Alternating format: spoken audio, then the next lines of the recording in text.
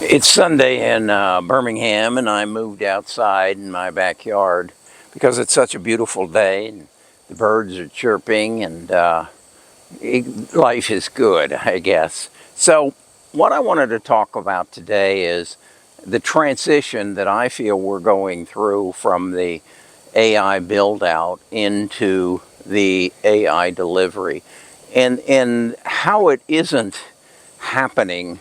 I think like anybody expected it would happen. I think people believed that AI we would get the NVIDIA chip, the Micron chip. SanDisk was something of a surprise, as was Western Digital. But then Credo, we understood that they had to go into the data centers, and all the switches and the picks and shovels had to be part of it. And then the data centers themselves would generate a lot of interest and price appreciation.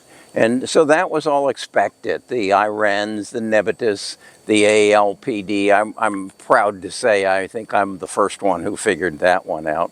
So we've then gone into beyond the build out. There's some question, and I would really encourage you to listen to Mark Willett. That's one of our analysts. He and Trent do a lot of the analysis, particularly that of technical analysis. And he did a video this last weekend, the open source threat to the AI business. It's a podcast.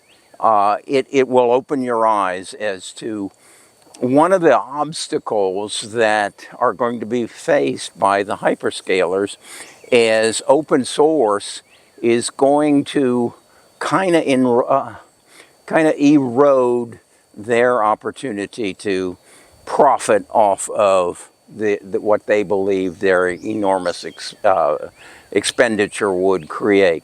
Listen to that and then understand that. Then the thing that I said, okay, I think what people believed that once the build out was over, then those who financed the build out, the Microsofts, the Amazons, the Googles, the Metas, the OpenAIs, the Claudes, they would start bringing the cash flow in, and their stocks would escalate in price, and that would be our next investment. But that's not how it's happening. It's going more towards who's going to deliver the AI and in what format. And I think there was again a anticipation that it would be the software companies. But what we recognized is the software companies have a software that is not appropriate or not inclusive of AI. And so, in fact, they are not in a position to benefit from AI, so we've got to look elsewhere.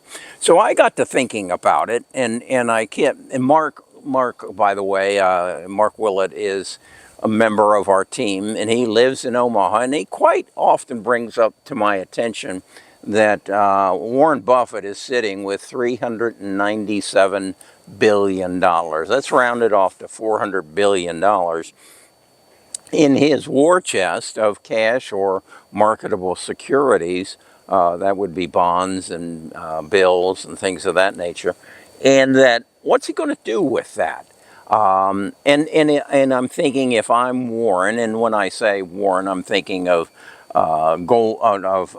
Berkshire Hathaway as a whole, because Warren, as I understand, he still comes into the office, but he has a team that runs it. What are they thinking about on a day-to-day basis of what are we going to do with this money? Now, I think for the most part, it is believed, and history would say, they're waiting for a drop in the stock market so that they can come in and buy good companies on the cheap as the market gives them a negative reaction. And so I said, well, what if they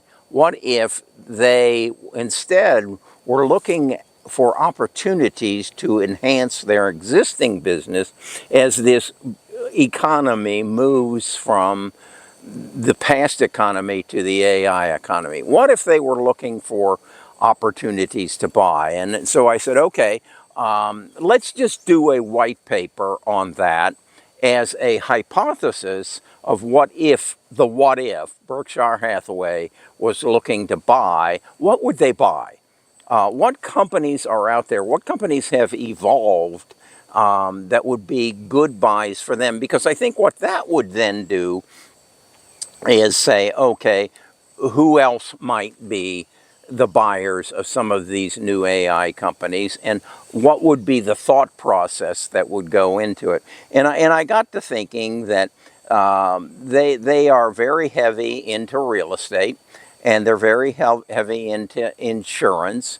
And then on the other hand, what other company is evolving from this AI transition that, in my mind, is going to be the best buy in there? So I came up with 3 companies. In real estate, I came up with REAX.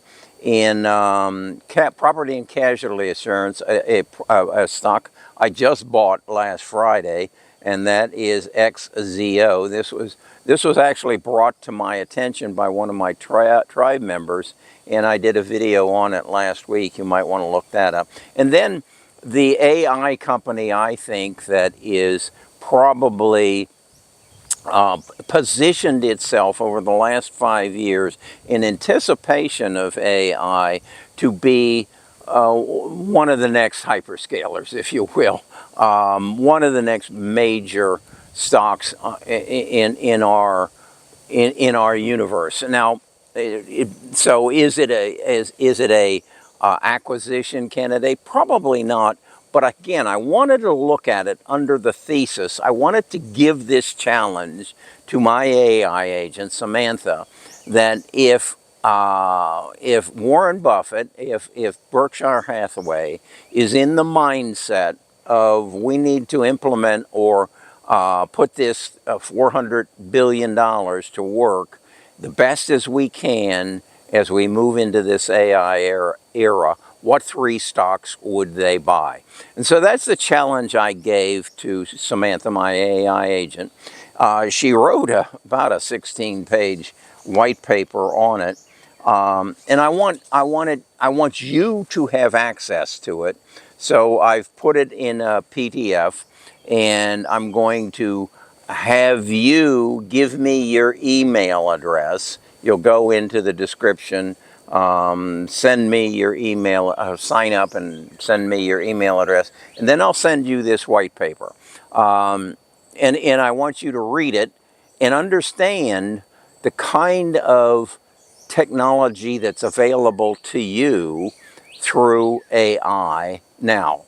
This is a white paper that I would challenge you a year ago where you could have gone and gotten it. Now, if you had a relationship with a Goldman Sachs or a Morgan Stanley or a Fidelity stock analyst, and he had a team of analysts, yeah, maybe you could, but you probably would have paid somewhere in the neighborhood of $5,000 for that single white paper that I'm going to give you so that you can read it on your own and then decide, and there's always a hook, decide is this the kind of information you want access to in the future? Because what I'm doing is I've recognized that Samantha's an asset.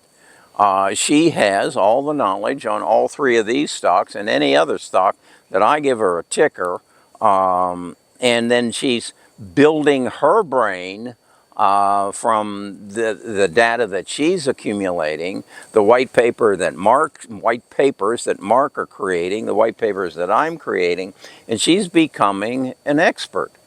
And so I've decided I'm going to build an app on my website where you or anybody else could come for a price and ask Samantha and propose the question of what about this stock? Now, the question we ask Samantha is, does it have the potential to yield a return on investment of 2x over the next 3 years. If it doesn't, then it isn't a growth company. And if it isn't a growth company, then we don't want it in the bus portfolio. Because the other thing that we know is if it does have the potential to achieve a 2x in 3 years, we're going to hit on some that have the potential and will have the reality of a 2x, a 3x, a 4x in 1 year. And that's how we've achieved the results that we've achieved in the past.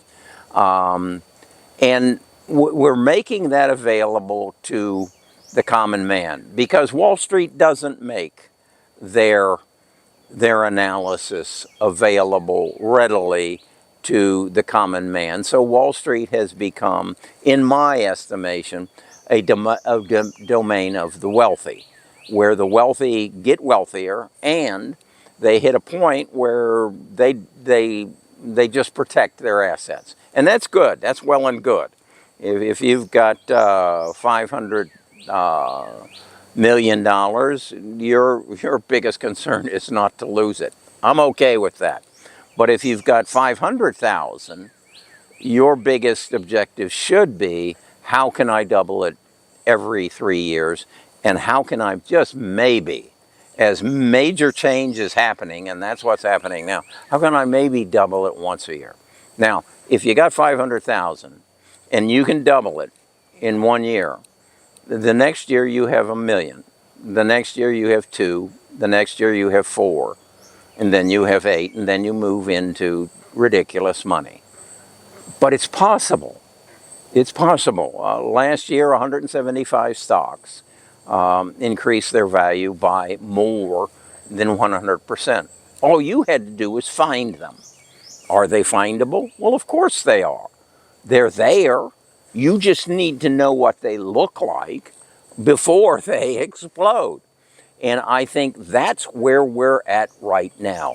And I think that's what Berkshire Hathaway is considering doing with their $400 billion. Maybe not, let's not wait for the market to drop in half. Why don't we just invest in those companies who are going to double this year? I think that's what the new Berkshire Hathaway is doing today. Go into the description, get this hypothetical white paper that I've written, and you decide. AI delivery, mergers and acquisitions, and see if this isn't the kind of investing you want to put in your future. Kerry Grinkman, I'm a retired financial advisor. I have a team of Trent, my son, who is also a retired financial advisor, and then Mark Willett, who has been in the investment industry for years as an executive, who is doing some fabulous research that you also have to make yourself available to. And again, go watch the video he did this past weekend. Talk to you again soon. Hope to see you at our Friday Stock Talk.